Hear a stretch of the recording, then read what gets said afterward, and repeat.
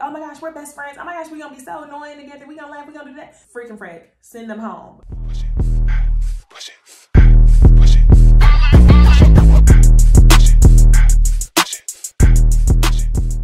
Hey y'all, it's Stacy Dixon. Welcome back to my YouTube channel. If you are new here, welcome. If you are returning, y'all, welcome back. Thank you for returning to my channel. I hope that you are subscribed, and if you've watched at least 2, 3, 4, 5, 6 videos, then you should go ahead and hit the subscribe button right there. Today we are about to review Ready to Love. I think that this is the 5th episode. Tonight the power is in the men's hands, and they definitely gave us a little bit of a plot twist at the end of the episode. So without further ado, let's go ahead and get into Ready to Love. All right, y'all. So our first date is a group date. We get Kiara, Jason, AJ, and Alexis, which I thought was a pretty interesting group because of the dynamics. You get Alexis, who's really liking Jason, Jason, who really ain't feeling Alexis like that because he really feeling Kiara. We get Kiara, who's liking AJ, even though she went on a date with him before and told everybody that he was El Cheapo. The reason why I cannot get with Kiara and AJ is because personally, I feel like you should have withheld that information from the rest of the ladies if you knew that his card declining was not about to discourage you from pursuing him. You should have never done that. So, okay, let's get into AJ and Kiara. AJ reveals that Kiara is definitely one of his tops. And in the confessional, she says, yeah, you know, I think that AJ's about his business. He's an engineer. He just needs to let his walls down. And I'm like, I'm looking at you crazy because the things that you say in your confessional in private are very positive, you think he's a good dude. But on the other end, whenever you're in front of the other ladies, he's El Cheapo. Even though you only mention it one time, that's enough to get a lot of the ladies to not even pursue him. So I'm just like, I'm looking at you kind of crazy, Kiara. So next we get Alexis and Jason, and Alexis at this point knows that Jason really is not feeling her like that because they already had a relationship outside of the show, not a romantic one. Jason is her son's basketball coach.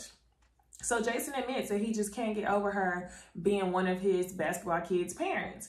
And she was like, okay, well, you know, that's no problem. I'd rather you just be honest with me and let me go on because I already know who your #1 pick is. And it's Kiara at the moment. So I'm glad that Alexis stopped pushing and that she kind of stopped herself from looking kind of thirsty, because I felt like if Alexis went on any longer, she definitely would have been looking thirsty. In my previous reviews, I told y'all that I felt like Alexis was looking like she was for everybody, which I know there's a difference, y'all. The purpose of the show is to come on and date multiple people, but you don't want to look like you're for anybody. And I felt like that's how Alexis was looking. So I'm really glad that she has this clarity with Jason and they can just let that be because it's not happening. So then we get into a date with Ron and Stacy. And I don't know why the cameras were shying away so much from Chris Anthem and Ron, because I really didn't know that anybody was feeling Ron outside of Chris Anthem last episode. And that was even a surprise to me. So Stacy says that, you know, Ron is good looking. She shows up to his house. He got her some seafood. He got her some champagne.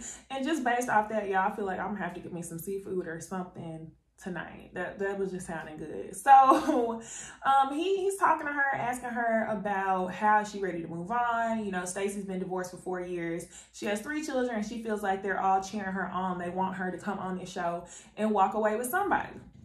But the whole issue with Stacy is her and Chris Anthem have deemed themselves as freaking frack. And y'all, Portia and Phaedra wore that whole phrase out on Real Housewives of Atlanta. And for that reason, I'm good on it. I was immediately annoyed. It's just something about Stacy and Chris that kind of annoys me. I don't know why. This episode kind of explained that hunch that I was having of annoyance before, because I was just like, I don't really know how I feel about Stacy and Chris. Like, I think it might be down to the way that Chris just talks out of the top of her mouth like this, and she talks like that, but she don't really open up her mouth all the way. And it's like, I don't do #2. I think that's what it is that kind of annoyed me about Chris, but I just couldn't put my finger on it. So Chris and Stacy are best friends. They're both feeling Ron. So Stacy's like, just be real. Like, who's who? We both are feeling you, but who's your #1? Chris is stuttering. I just think we made a connection, blah, blah, blah. And they never show him directly saying to Stacy that Chris is his number one, but in his confessional, he says that he told her that. So I think Stacy leaves that date knowing that her friend Chris is above her. I don't know if he calls Chris his number one, but he says that his connection with Chris is stronger. That's the end of that. So now we get into the next date, Amber and Chris. Y'all, I love that a lot of the couples are forming connections, but it's also super early. And from the standpoint of the women on the show, I really just don't want them to get caught up in a relationship. And then when it doesn't work at the end of the season, it's so easy for men to just end one relationship and the women to date them. But vice versa, whenever the dudes form a friendship, then you're seen as like Joelle's girl or Chris's girl. So I really think that that may happen with Renisha. For sure. And that might happen to Amber if she doesn't date around. So we get the date with Amber and KG, Chris. They're meditating and they seem to be on the same page about things. Amber asked Chris about marriage. How do you feel about marriage? And essentially, Chris says that marriage isn't the end goal. He places finding a soulmate above marriage. So he, in so many words, said that marriage is just a piece of paper and like he's not against it. If she wanted to get married, then yeah, he would get married, but it's not something that he feels has to be fulfilled. He wants to fulfill finding a soulmate over that. And I didn't know how Amber was going to respond, but she definitely understood where she was coming from and she agreed with him. So they seem to be on the same page. Vibes. That's my note. Every week, vibes. So our next group date, y'all, is a salsa date.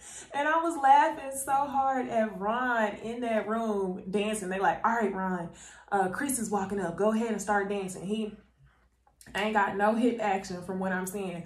But it looked like a super fun date. We get Joelle, Ron, Diedrich, Chris, Tressa, and Bernicia. Joelle and Bernicia, y'all, they seem to be getting along very well. He's loving the booty. He's loving the waist. He can't keep his hands off of her. I wish that we could see them have more down-to-earth conversations. We did get a scene from them in a previous episode where she went to his house. But I mean, Joelle and Bernicia seem like they're just having fun. But I keep telling y'all, things are too good, too fast, and I don't want our girl Venetia to put all her eggs in one basket. And then at the end of this, you're Joelle's girl, and don't nobody want to date you, because I really like Venetia, and I really hope that she can find somebody here. So Chris and Ron, Chris is talking out her mouth like this. So I want to know, there's somebody else who I heard was your number one.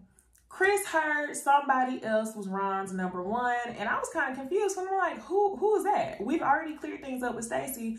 Come to find out, Ron has had some sort of a friendship with Alexis. They've been talking on the phone. And y'all, one of the things that I really like about Ready to Love is that they all don't just live in a house and they're not housed away for 6 weeks or whatever. They go on about their real life. Things happen outside the scene like real life. We get a couple dates, and in those date scenes, they give us the summary of what happened. It's not a whole bunch of, this episode was about nothing. So I really like Ready to Love. I just had to throw that out there. So she's asking, I know you had somebody else that was your number one. And Ron says, well, you know I had a top three. She's tense. Chris is pressed. She's like, no, I don't do number two. And she's really feeling some type of way about Alexis. Earlier in the season, I had a feeling that Ron was going to be some sort of an asshole, because in his introduction, he says, once people are forced to get to know me, then they like me. So I'm like, forced? Like, okay, you're annoying. Then he had that interaction with Andrea saying that he didn't really want his wife to work. So I was like, I don't really like Ron. But as time goes on, like, let me not say as time goes on. Maybe it's my annoyance for Chris that outweighs the little bit of hesitance that I had towards Ron. So Ron doesn't back up. I like how he handled the situation.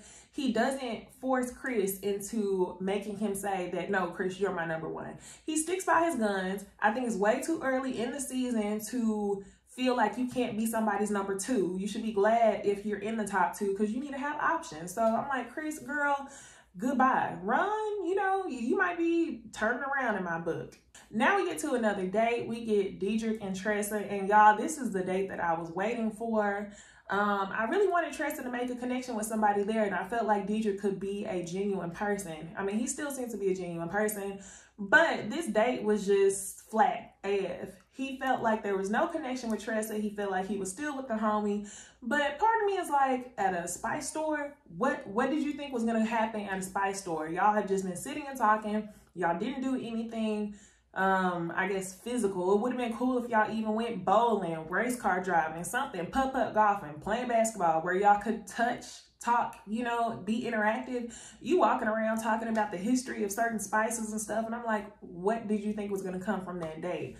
So, I mean, I'm glad that this date fell flat and that Tressa really wasn't being strung along. The only thing I didn't like was that Tressa had said something to him like, you know, if a dude has a connection for me, I want him to come after me. I want him to be assertive. And Diedrich was like,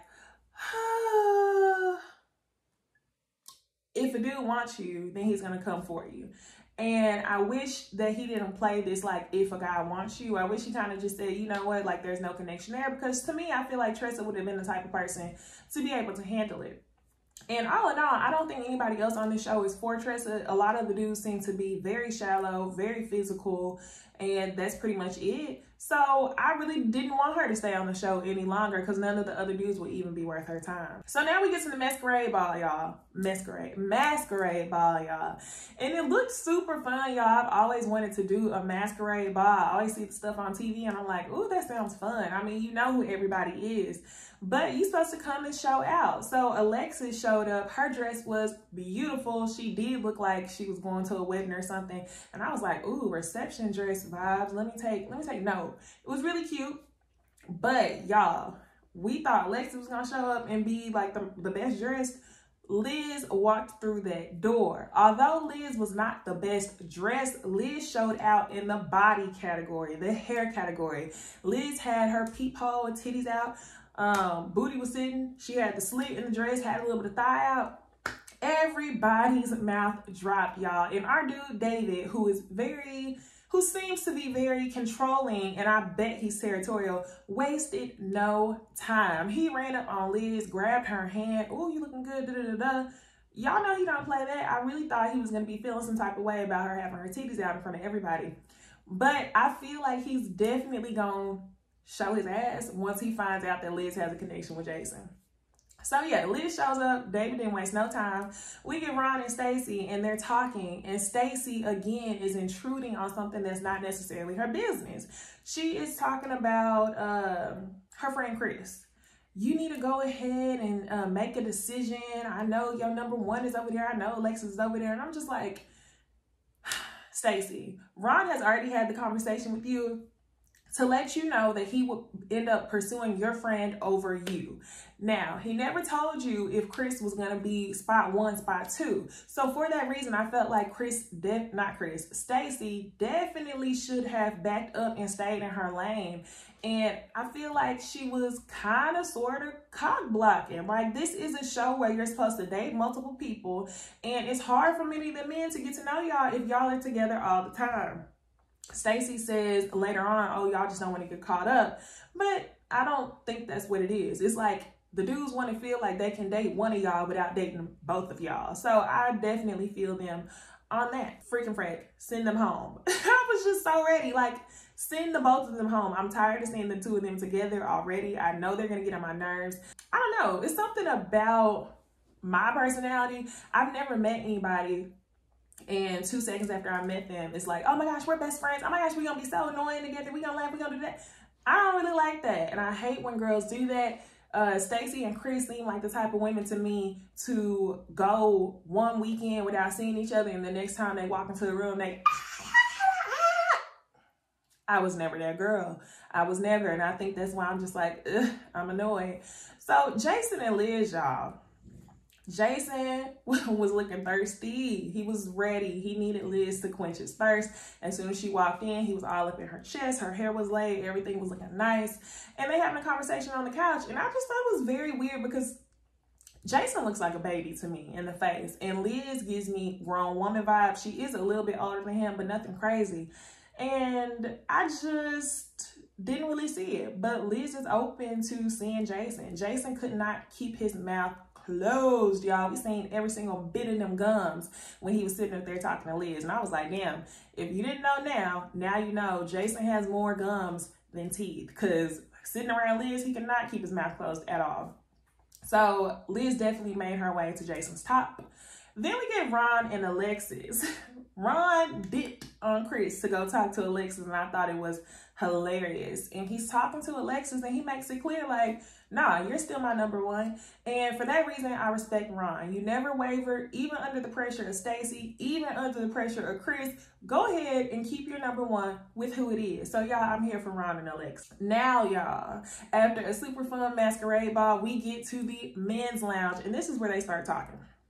Even Joelle is talking about Liz, y'all. I was like, damn, Liz was looking good, okay? So Stacy is in everybody's bottom. Not everybody, a lot of people's bottom, really, because of her assertiveness and her, I guess her tendency to get into other people's business, more so Chris's business. It's hard to get to know Chris or Stacy without getting to know the other one. It's just real sticky. And then the other one who had been in people's bottom is Tressa. And whenever you listen to all the comments of the men, it's all on physicality. Even one of them says, yeah, she has a bomb personality. Jason says, yeah, that's just not for me. Then I think AJ says something like physically. And I'm just like, I hate that, y'all. But if this isn't a representation of the current dating world, y'all, we have all these Black women who seem to be much more successful than their Black male counterparts. We have the huge age gap difference where the youngest female contestant is like 30, I think, and the oldest dude on the show was damn near 50 every single season. So it's definitely accurate. And then you get the big girl with the bomb personality, but don't nobody want to date her, even though she got a bomb personality and a really nice shape. So I'm just like, please send my girl Tressa home, relieve her of her time, so that way it can be better spent somewhere else. So we get down to the elimination, y'all. David and Stacy meet up, and y'all, I was laughing so hard. I was so happy to see David and Stacy meet up. While David is controlling, I thought it was funny that the shoe was on the other foot, because the week before, Stacy was gunning for David to go home over being controlling. So it was like, ooh, Stacy, I know you shaking in your boots, because this is the same man you try to get sent home, and now he has to deliver your exit sheet to you. So he's talking to her, and she's saying, yeah, are y'all just scared of getting caught up, you know, with me and Chris? And he's like, no, that's not the case at all. It's just really hard to get to know the both of y'all. And he says, at this present moment, the men have decided that right now you are not ready to love. And she starts crying. She's really crying because she feels like she's disappointing her children. And, you know, I hate to see her cry, but I am loving to see her go, because they needed to break up that set ASAP. Part of me was particularly happy because I thought that the men were being strategic. I was like, okay, they're being strategic. They don't necessarily want to date Tressa, but they want to send Stacy home so that way they could get to know Chris. Like, okay. And then the other part of me was like, okay, but damn, y'all wasting Tressa's time. On the flip side, we get Joelle and Tressa, and Joelle ends up telling her, baby, you're not ready to love. Baby, I'm sorry. And, you know, I was shocked that she started crying in her confessional, but more so, I'm just glad that Tressa gets to spend her time somewhere else, y'all. But y'all, Ready to Love is probably the most entertaining show that I'm doing right now. I'm also doing Married at First Sight. And then we have Real Housewives of Atlanta Reunion Part 2 that I will release Sunday or Monday. Thinking about doing Jocelyn's Cabaret. Don't really know. I think we already 2 episodes in. So if I'm going to review it, tell me now. Comment below, y'all. Like, comment, subscribe. Share the video with other people who like Ready to Love. And I will see y'all in my next video. Bye.